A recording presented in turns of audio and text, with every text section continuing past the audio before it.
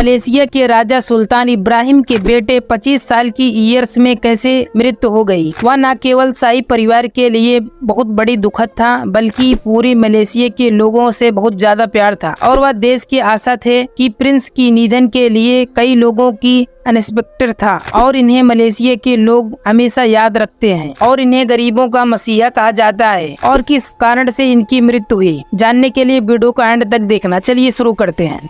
Johor सल्तनत Malaysia के सबसे धनी राज्यों में से एक है। स्थानीय राज्यों के पास एक समय सम्राट की उपाधि होती थी और शासक राजवंश के कई सदियों से प्रभारी रहा। सुल्तान इब्राहिम की कुल प्रॉपर्टी $5.7 बिलियन की पारिवारिक प्रॉपर्टी के साथ सुल्तान इब्राहिम को देश के सबसे अमीर व्यक्तियों में से एक माना जाता है। इनकी एक बेटी है और 5 बेटे हैं, जिनमें से एक बेटे को मलेशिया के लोग लुपिल्स किंग ऑफ सोल के रूप में हमेशा याद रखते हैं। जुलाई 1990 में इस शाही परिवार में एक बेटे का जन्म हुआ, जिनका नाम अब्दुल जलील था और पिता और माँ को बहुत उम्मीद थी और वे उसे बहुत ज्यादा प्यार करते थे। इन्हें आशा था कि निकट भविष्य में इनका बेटा लोगों के भलाई और राज्य के कल्याण के लिए एक राज्य का एक स्तंभ बनेगा। कुलीन और धनी माता पिता के बच्चे हमेशा इनके उम्मीद पर खरे नहीं उतरते। कई लोग उच्च पद से चकाचौंध हो जाते हैं और खर्चीले बन जाते हैं। प्रिंस अब्दुल जलील ने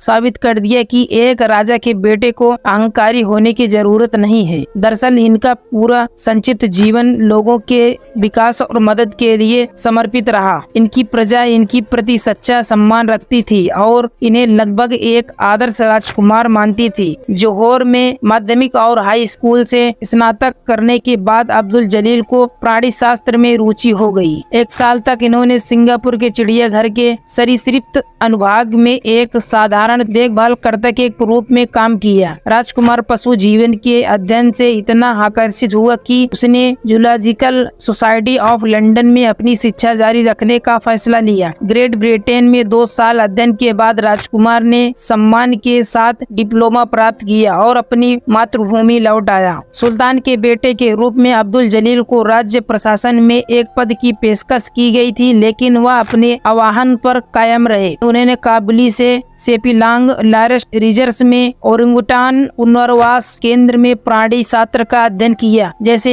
वह बड़ा हुआ, राजकुमार को एहसास हुआ कि न केवल जानवरों को बल्कि लोगों को भी सुरक्षा की जरूरत है। अब्दुल जलील ने मलेशिया रेंट क्रिसेंट सोसाइटी और कई चिकित्सा दान का सक्रिय रूप से समर्थन किया। अपने शाही वंश की बदौलत वह काफी धनराशि लुटाने में सक्षम रहा और यह सुनिश्चित किया कि धन उन लोगों तक पहुँचाया जिन्हें मदद की जरूरत थी। तो तब उसने अपने जीवन में भारी बदलाव करके अपने रिश्तेदारों को चौंका दिया। अब्दुल जलील ने लोगों की सुरक्षा के लिए पुलिस अधिकारी बनने का फैसला लिया। फिर उस व्यक्ति ने रॉयल मलेशियाई पुलिस प्रशिक्षण में दाखिला लिखा है और वह 1 साल बाद इंस्पेक्टर का पद और पुलिस विभाग में एक पद प्राप्त किया। राजकुमार पुलिस में सेवा करने में इतना आनंद आया कि कुछ महीने बाद उनसे अपने आसपास के लोगों को और भी बड़ा आश्चर्य दिया। अब्दुल जलील ने मलेशियाई विशेष बलों की एक विशिष्ट इकाई स्पेशल एक्शन यूनिट के साथ प्रशिक्षण शुरू किया। 23 साल की उम्र में इन्होंने कठोर परीक्षण पास किया और आतंकवाद विरोधी इकाई में शामिल हो गए। इसे वह पुलिस विशेष बलों में सेवा देने वाले मलेशियाई शाही परिवार के एकमात्र सदस्य बन गए। बेशक राजकुमार का जीवन सेवा तक ही सीमित नहीं था। लगभग 20 साल की उम्र में ही राजकुमार नाव चलाने का शौक भी था। वह लग्जरी नाव को नहीं पहचानता था और छोटी नाव का प्रबंधन खुद ही करता था। इनका लक्ष्य युवाओं को नाव की ओर आकर्षित करना था। इस उद्देश्य की इन्होंने 2 सामूहिक कार्यक्रम शुरू किया। इसमें इनके 5000 से अधिक गैर अमीर हमवतन लोगों की नाव सिखाने और प्रतियोगिताओं में भाग लेने में सक्षम बनाया। 23 साल की उम्र में अब्दुल जलील ने नगद पुरस्कारों के साथ नाव रेगाटा की एक श्रृंखला लीगा लेयर मलेशियाई लॉन्च की रेगाटा में नाव में रुचि में बढ़ावा दिया। इन्होंने प्रतिष्ठित अंतर्राष्ट्रीय दौड़ जीती और युवा नवियों को स्वयं प्रशिक्षित किया। प्रकृति का रक्षक, एक शानदार एथलेटिक शख्स, विशेष बल अधिकारी, यह सब मुस्कुराते हुए राजकुमार में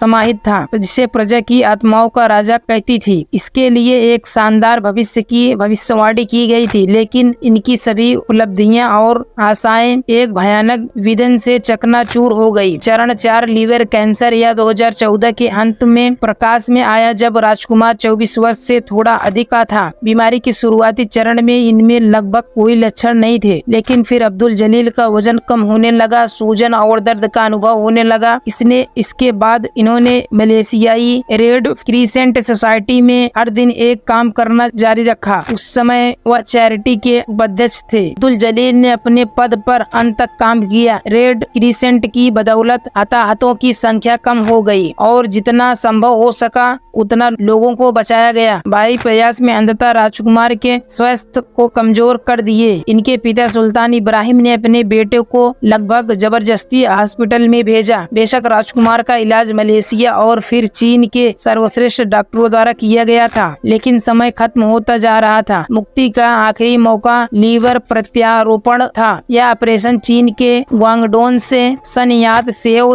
विश्वविद्यालय में सफलतापूर्ण किया गया। दुर्भाग्य से इसमें अब्दुल जलील को केवल थोड़ा राहत मिली। अपने जीवन के आखिरी 6 महीने से राजकुमार को पता था कि वह बर्बाद हो गया और इसे केवल सहायक उपचार ही मिला। अविश्वसनीय रूप से अस्पताल में भी वह उत्साहित रहा और नर्सों के साथ मजाक भी किया। राजकुमार का मजाक में प्रक्रिया छिपाने की कोशिश करने और एक नर्स के साथ हंसने का वीडियो वायरल हो गया। इसमें दर्शकों का इतना मनोरंजन नहीं किया, बल्कि इन्हें इस उज्जवल व्यक्ति की भावना की ताकत की प्रशंसा करने पर मजबूर कर दिए। और दिसंबर 2015 की शुरुआती में 25 वर्षीय अब्दुल जलील चला गया। ऑन्कोलॉजी ने राजकुमार की जान ले ली और मलेशिया शोक में डूब गया। राजकुमार को अलविदा कहने के लिए हजारों की संख्या में पुरुष और महिला साहिब महल में पहुंचे। अब्दुल जलील ने ताबून पर एक पुलिस टोपी और एक तलवार रखी हुई थी, जो इस बात का प्रतीक थी कि उन्होंने आम लोगों की मदद करने में अपना सब कुछ दान कर दिया। प्रार्थनाओं के बाद राजकुमार को महमूदिया रॉयल समाधि में दफनाया गया और इनके पिता सुल्तान इब्राहिम ने कैंसर से पीड़ित सभी मलेशियाई लोगों की मदद करने की कसम खाई। सम्राट के सम्मान पूर्वक अपना दावा पूरा किया। दक्षिण पूर्व एशिया में सबसे अच्छा कैंसर केंद्र राज्य की राजधानी जोहोर बारू में बनवाया गया। राजकुमार के सम्मान में नाम टुंकू